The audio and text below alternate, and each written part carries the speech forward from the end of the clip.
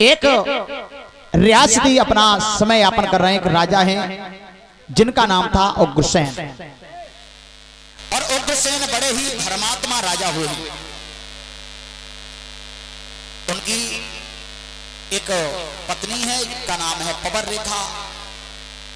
लेकिन सब कुछ था महाराज के पास, परंतु कोई संतान नहीं है, कोई संतान नहीं थी। परमात्मा की ऐसी टेढ़ी निगाह कि सज्जनो ध्यान दे सुन लेना जाए रूठ जग के माली।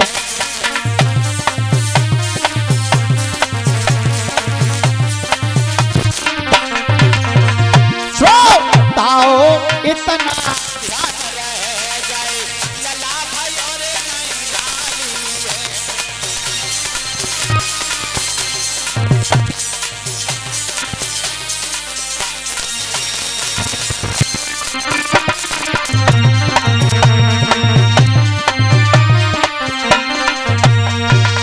मेरे भैया कोई संतान नहीं है महाराज उग्रसेन के घर में।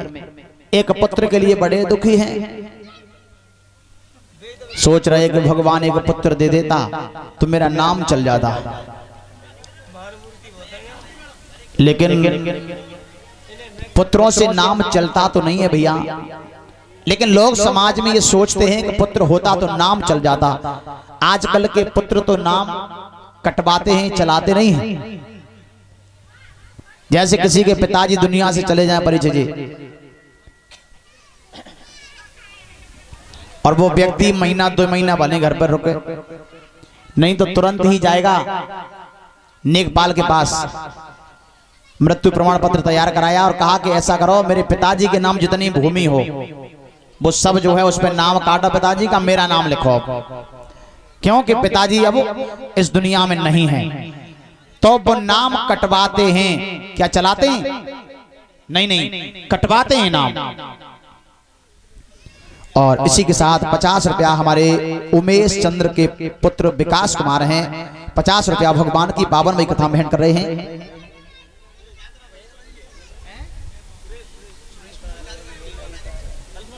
अच्छा ठीक, ये हमारे आदरणीय सुरेश भैया जी हैं, 100 रुपया भेंट कर रहे हैं इसी गांव से। भगवान ठाकुर जी की असीम कृपा बरसती रहे। हाँ, कलश वाली कन्याएं उठ के आ जाएं, दक्षिणा आपको प्रदान की जाएगी।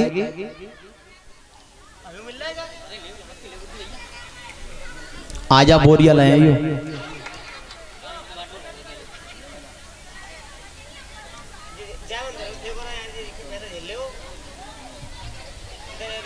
उठे आओ, काय देरी कर रही भैया, खड़े दक्षिणा देवे के। अरे जितनी हो उतनी आ जाओ, ना है तो का जबरदस्ती थोड़ी ना। न रुपया न के तो पहले तैयार रहती है, हमें मालूम है। देखो कुछ तो लवल वाग हाल उठ बैठी।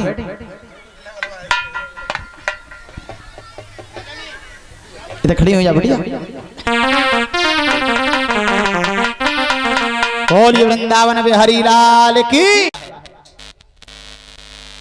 पवन रेखा सहेलियों के साथ में लेकर के बाग में घूमने के लिए निकली है। सहेलियां साथ में हैं और उसने उस बाग में जाकर के फूलों को तोड़ा है। अब फूल तोड़ करके अपनी झोली में रख लिए और ऐसे उन फूलों से खेल रही है जैसे कोई माँ अपने पुत्र को खिला रही हो। लेकिन तब तक हुआ क्या कि आंधी आ गई। आंधी जैसी आई तो साथ की सहेलियां थी वो सब बिछड़ गई। केवल पवन रेखा बेचारी रह गई। अब वो भी भयभीत होने लगी है। और पवन रेखा जब भयभीत हुई है तो एक राक्षस था जिसका नाम दुर्मिलित है। अब वो राक्षस उग्रसेन के भेष में आ गया। कहने लगा है पवन रेखा, अरे आपको भयभीत होने की जरूरत नहीं है।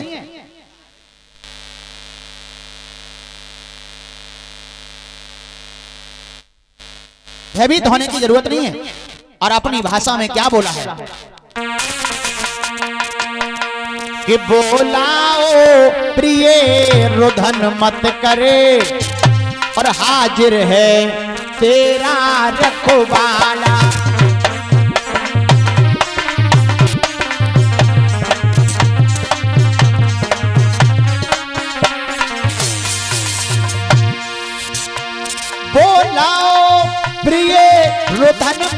पर हाजिर है तेरा रखवाला, और मेरे सामने तुझे देखी है कौन भला है। कोई साधारण इंसान मार नहीं सकता है, स्वयं जो है उस परम पिता परमात्मा को आना पड़ेगा। और भैया इतनी बात कहते हुए वहां से अंतर ध्यान हो गया। वो राक्षस धीरे धीरे जैसी वो आंधी कम हुई है, साथ की सहेलियां आकर के मिली। सहेलियों ने पूछा बहना आखिर क्या हो गया, तेरा ये सुहाग सा कैसा जुड़ गया। उसी समय रानी आज बात बना के कहने लगी है। क्या बोली है कि रानी बोली तुम निकल गई और बंदर ने मुझे पछाड़ दिया।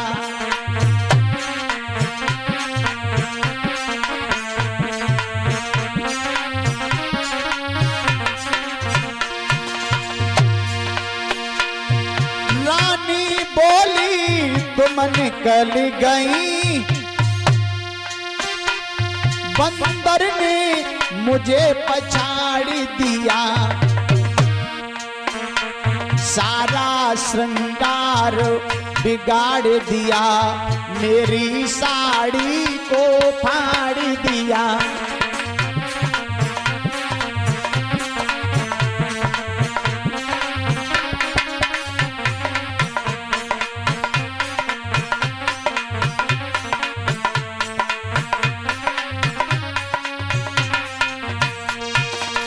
आप तो यहां से चली गई। अरे आपको नहीं पता एक बंदर आ गया, उसने हमारी साड़ी को फाड़ दिया है। साथ की सहेलियां कहने लगी बहना कोई बात नहीं है, तो चल घर के लिए चल रही हो, वहां जो है तू अपने वस्त्र बदल लेना। अब लौट करके घर पर आई, लेकिन वह पापी का कथन बिल्कुल सत्य हो गया, बिल्कुल सत्य हो गया। पवन रेखा ने गर्भ धारण किया है। समय गुजरता गया है मेरे भगवत प्रेमियों, समय गुजरता गया और जब घोर घड़ी नक्षत्र आया है, और घोर घड़ी नक्षत्र में पवन रेखा ने एक पुत्र को जन्म दिया है। और जैसे ही वो बालक जब पैदा हुआ है उग्रसेन के घर में, तो कवि तो यहां तक कल्पना कर रहा है कि पैदा होते ही बालक के आधी तूफान मचाने लगे, और बिजली चमकी आकाश हिला एक महाप्रलय दर्शाने लगे।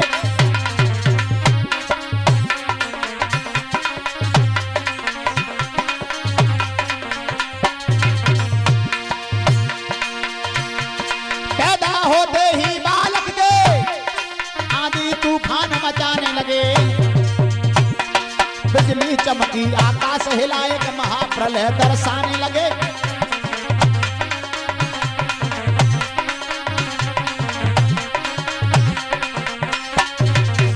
और यही नहीं, घन घन करके घन उमड़ उठा, धड़कने लगी धुर धुरड़ी की। आया यो बाल तालाबों में हिल गई पार यमुना जी की।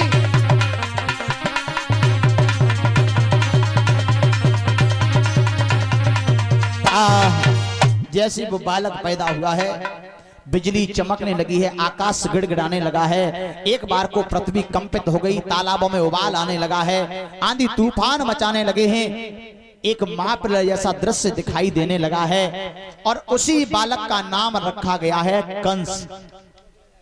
कंस का जन्म हुआ है।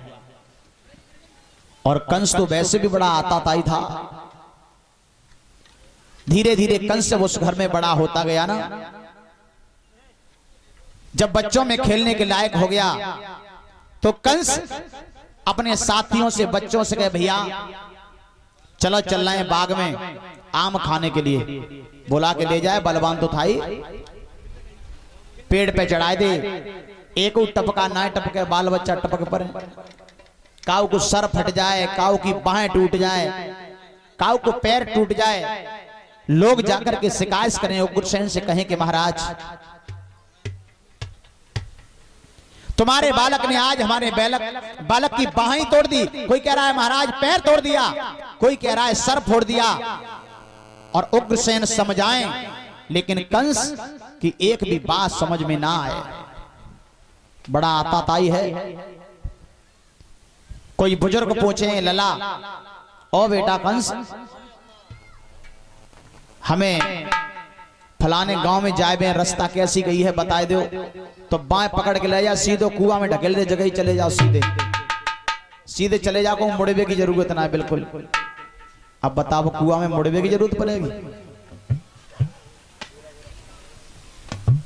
ऐसा उत्पात मचा रहा है, बहुत उत्पात।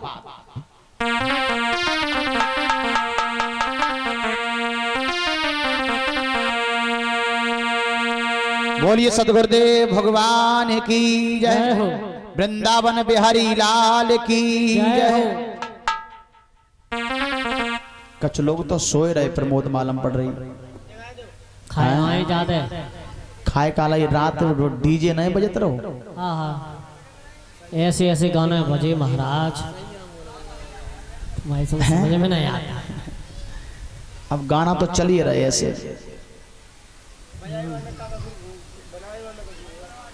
कमी तो जो डीजे वाला की है, ऐसे डब्बा क्यों रखता जो ऐसे बोलता है।